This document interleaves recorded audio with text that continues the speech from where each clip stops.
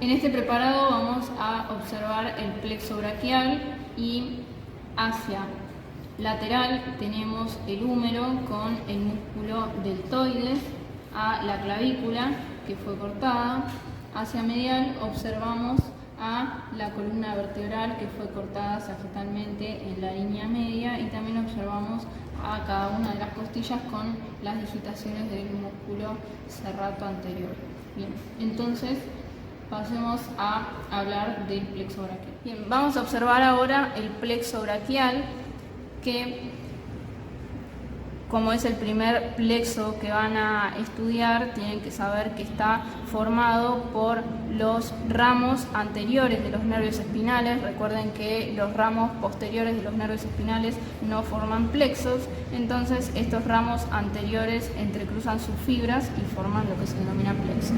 Bien, este plexo entonces va a estar formado por el ramo anterior de C5, el ramo anterior de C6, el ramo anterior de C7, el ramo anterior de C8 y el ramo anterior de T1.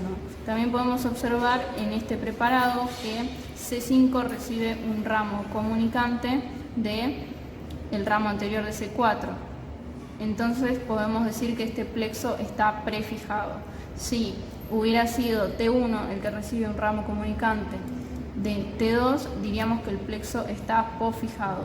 Bien, entonces ahora estos ramos anteriores se van a unir de diferentes formas para formar los troncos. Por un lado, entonces el ramo anterior de C5 y de C6 se unen para formar el tronco superior.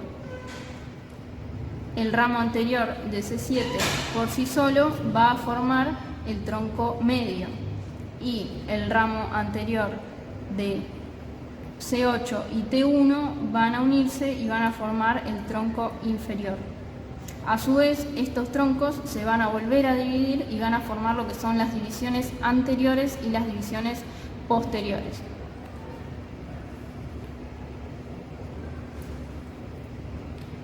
Si observamos entonces ahora estas divisiones,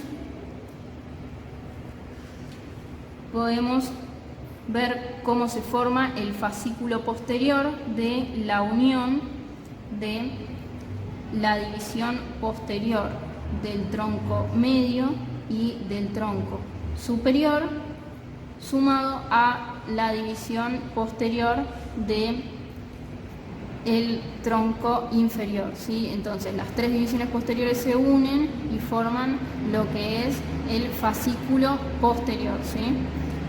Esta división se dio bastante distal, pero bueno, está contribuyendo a la formación del nervio radial, que es uno de los ramos terminales del plexo braquial y se originan del fascículo posterior. También observamos que de este fascículo posterior se va a originar el nervio axilar, que no discurre hacia distal del brazo, sino que se queda ubicado en la región del hombro, ¿sí? Por eso algunos autores no lo consideran como un verdadero ramo terminal, sino que también lo consideran un ramo colateral, porque todos los ramos terminales se dirigen hacia lo largo del miembro superior. Bien, vamos a observar también entonces que se forma el fascículo lateral. Este fascículo lateral está formado por las divisiones anteriores del tronco superior y medio, ¿sí? Y por otro lado observamos que el tronco inferior da su división anterior, que por sí sola forma el fascículo medial. Bien, entonces el fascículo lateral va a originar al nervio musculocutáneo, que es este que observamos acá.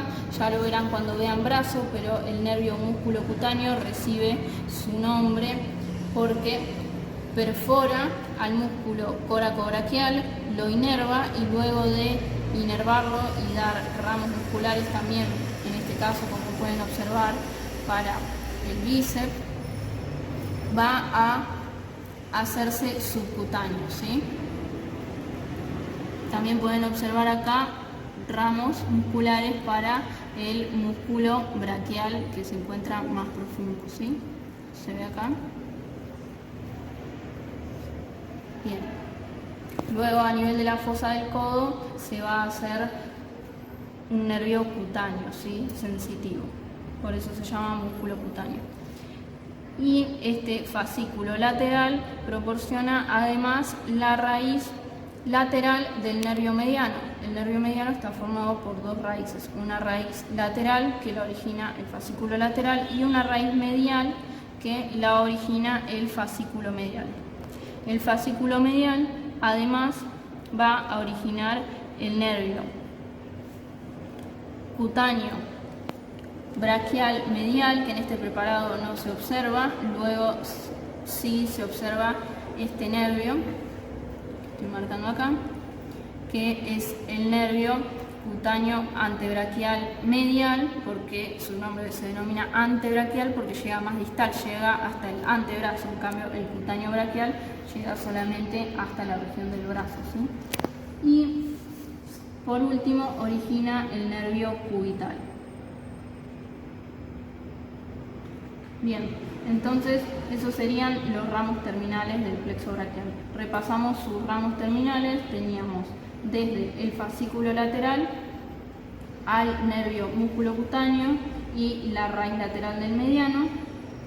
Desde el fascículo medial teníamos el cutáneo braquial medial, que algunos autores lo denominan ramo colateral y otros no, también por la longitud que tiene, y el ramo cutáneo antebraquial medial, que llega distalmente hasta el antebrazo,